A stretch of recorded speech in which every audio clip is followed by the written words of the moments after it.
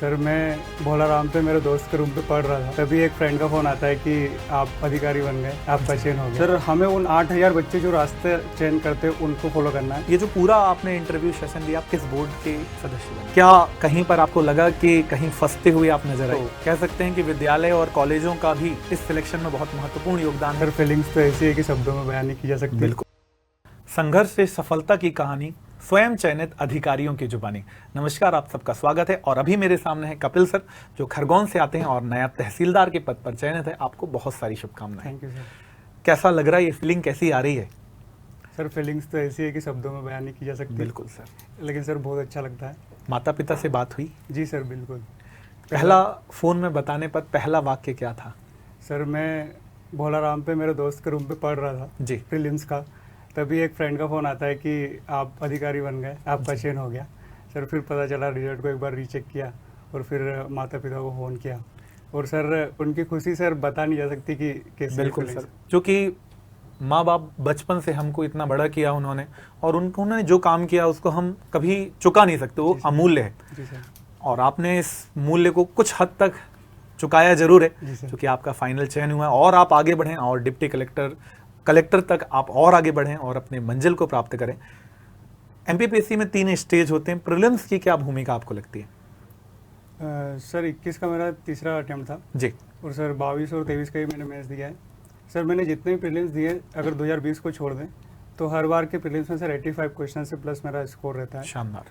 तो sir prelims के लिए मैं यही कहूँगा कि 2-2.5 लाख बच्चे फॉर्म भरते हैं जी। लेकिन रास्ते सिर्फ 8,000 बच्चों के क्लियर होंगे, क्योंकि वही प्रीलिम्स निकाल पाते हैं।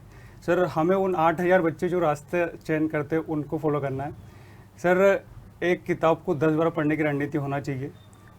जो यूनिट 10 अभी नहीं जुड़ी है, यूनिट 6 जुड़ी है, उसके अलावा जो एमपी का पोर्शन है उन्हें बार बार रिवाइज करना चाहिए।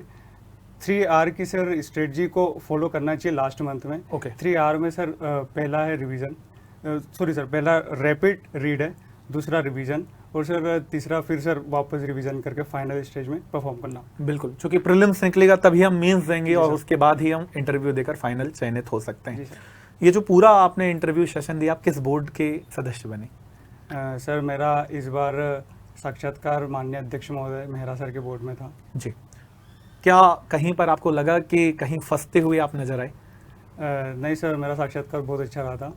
चूँकि मैं सरस्वती शिशु मंदिर से मैंने अपनी स्कूली शिक्षा पूरी की है, तो सर सरस्वती शिशु मंदिर पे बहुत विस्तार से चर्चा हुई और सिचुएशनल क्वेश्चंस भी पूछे गए मेरे से। सर पूरा साक्षात्कार एकदम बहुत अच्छे तरीके से। तो जो बचपन से स्कूली शिक्षा हम लेते हैं उसका भी कहीं ना कहीं इम्पोर्टेंस है। जो आप कल्चर, जो आप संस्कृति से आते हैं, आप जिसके परिचायक हैं, उसका भी एक बहुत इंपॉर्टेंट नज़र तो आता है। जी सर, मेरा सर ने पूछा था कि सरस्वती शिशु विद्या मंदिर अन्य विद्यालयों से कैसे अलग है। तो सर मैंने उनके बारे में अध्ययन किया था और पंचपदी सिद्धांत बताए थे कि अदिति, बोध, अभ्यास, प्रयोग और प्रसार, ये सरस्वती शिशु विद्या मंदिर को अन्य विद्यालयों से अलग बनाता है।